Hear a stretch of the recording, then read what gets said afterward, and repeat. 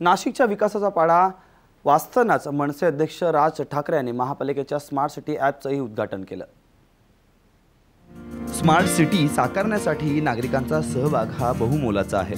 अशातच नाशिकचे पालिका आयुक्त डॉक्टर प्रवीण गेडाम यांनी सगळ्यांच्या सहभागातून शहराचा विकास करण्यासाठी एक उपाययोजना तयार केली आणि त्यातूनच तयार झालं नाशिक महानगरपालिकेचं स्मार्ट सिटी ॲप।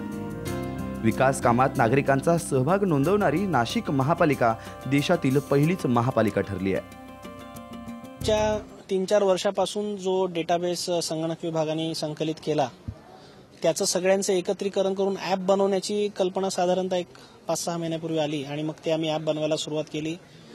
भारतातल्याच नाही तर जगातल्या सर्वच महत्त्वाच्या शहरांचे ॲप आम्ही बघितले आणि त्याच्यातले फीचर्स काय काय घ्यायचे, फार कॉम्प्लिकेटेड न करता साधं सोपं सुटसुटीत अशा पद्धतीचं ॲप बनवायचं होतं आणि युनिक काय ठेवावं, पारदर्शकतेचा कुठला नवीन एक आयाम त्याला लावावा याचा विचार मंथन करत असताना एक रात्रीच्या वेळी आम्ही चर्चा करत असताना असं लक्षात आलं, नो अवर वर्क्स ही एक युनिक संकल्पना आम्हाला सुचली आणि सेल्फी अटेंडन्स पण असं त्याच्या ओघात सुचलं।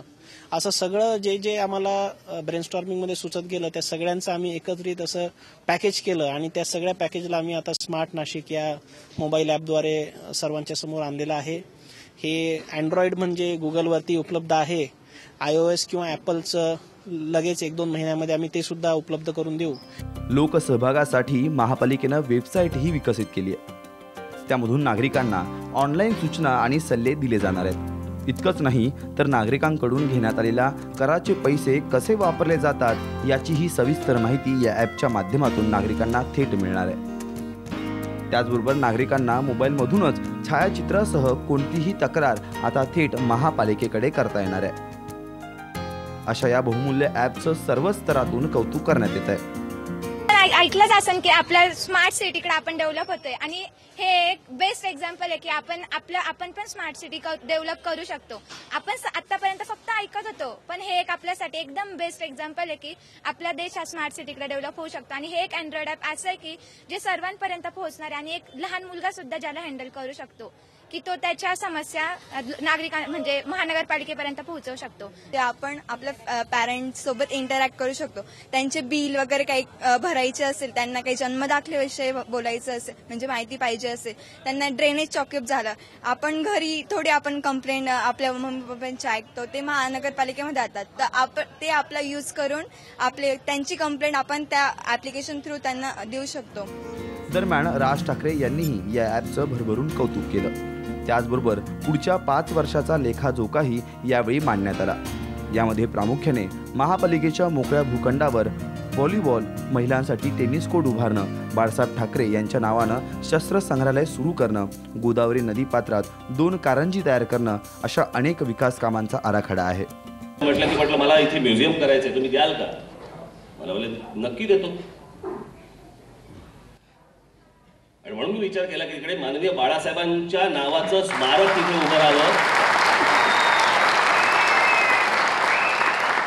माझ्या भाषणामध्ये एका ठिकाणी बोललो की म्हटलं माननीय बाळासाहेबांचं नावाचं स्मारक म्हटल्यानंतर शस्त्रही दिसलीच पाहिजेत।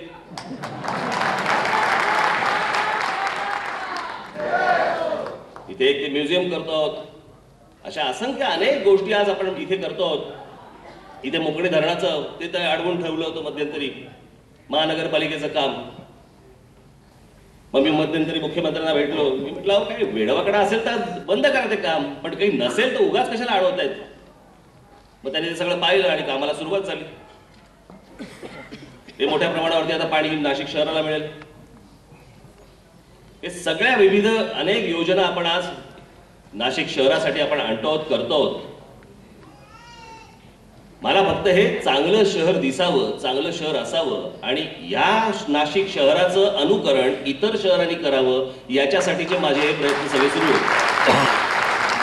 मराठी आणि इंग्रजी या दोन्ही भाषांमध्ये सुरू करण्यात आलेलं हे नाशिक महानगरपालिकेचं स्मार्ट सिटी ॲप नक्कीच कौतुकास्पद आहे।